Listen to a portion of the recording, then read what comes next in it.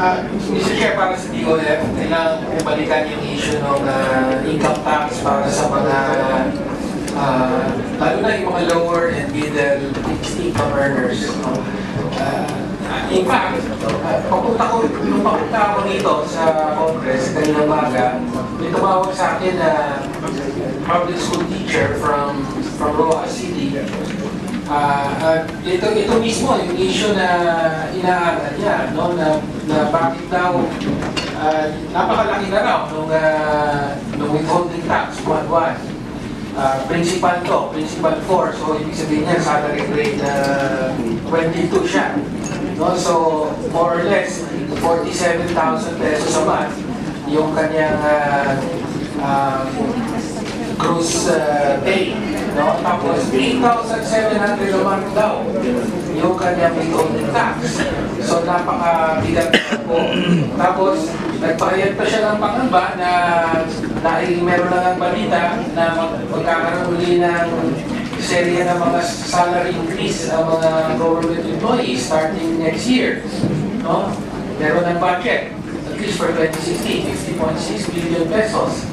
So, according to my latest discussion with TVN officials, it will start in July 2016. That will be their proposal, and it will be for another 4-year period of implementation, 4 tranches.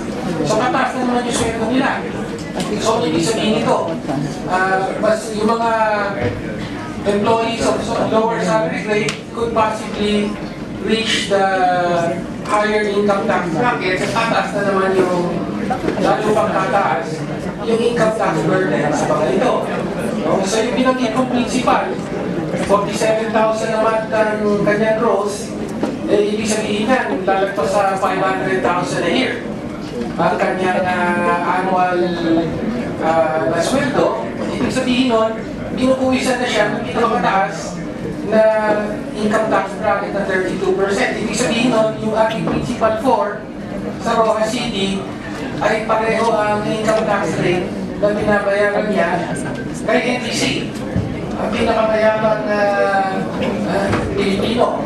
No? Sa ngayon, 14 billion, according to Forbes, $14 billion sa kanyang net worth. So, malinaw po na hindi na talaga fair. No?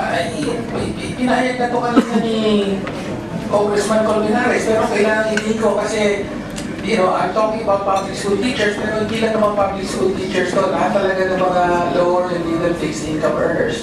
Ngayon, narinig na natin yung position nyo na, well, you're open, but we have to look at we have to approach it comprehensively. Kailangan ayusin natin, hindi lang yung rebracketing, pati yung mga incentives, and so on and so forth. So parang whole package ang gusto ninyo. How long will that take?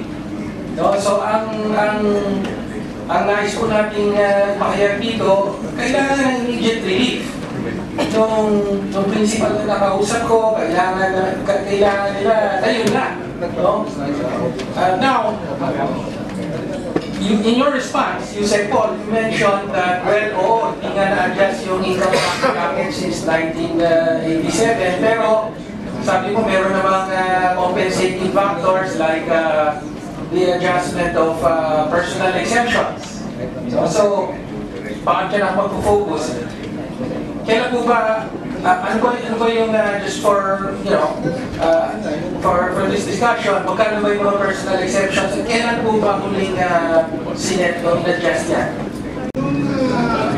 Yung exemption levels from EU 37 was, that was in 1996, was 1986 was head of family 75 for married 12,000 personal exemption level. Tapos nung Republic Act 7167, which is in 1991, nag-increase yung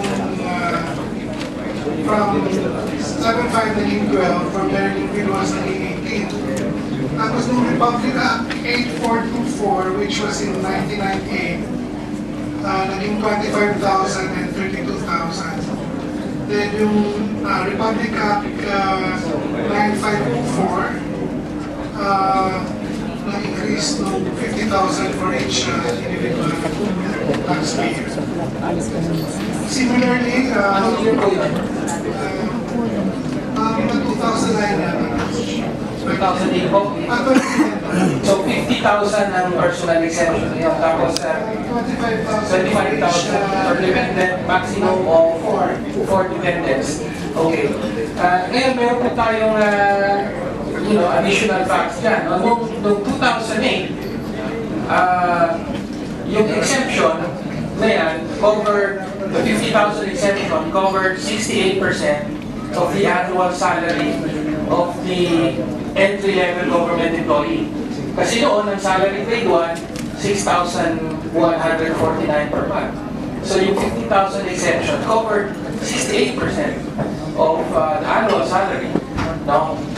Pero ngayong 2015, no, kung saan 99,000 a month, mahigit, sweldo na ng salary grade 1, entry level, now the exemption is only 46%. Dati 68%. Ngayon 46% na lamang ng kanyang salary ang covered ng exemption.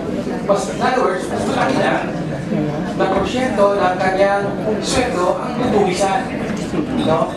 So, I could say the same. Halimbawa, yung public school teacher, no, yung public middle level, in other words, the middle level government employee, noong 2008, 33% of the teacher salary was covered by the exemption. Pero ngayong 2015 ay 22% na lamang. 22% na lamang ang covered ng exemption. Tapos, as I said, by 2016, lalo pa lalaki yung exposure to income tax because, again, of this failure of the department to make adjustments to the personal exemption. Eh, Mr. Chair, ayaw naman natin mangyari yung nangyari dun sa withholding tax. Di ba na yung tax ceiling na 30,000, napako yan from 1997 to 1997 to basically to 2014. How many decades, no? So, would you then be open, without prejudice to the many initiatives to rebracket the income tax, the income tax system, the personal income tax system, without prejudice to that, and to other efforts to overhaul the whole income tax system of government, would the DOF then be open to making adjustments to the personal exemption rates?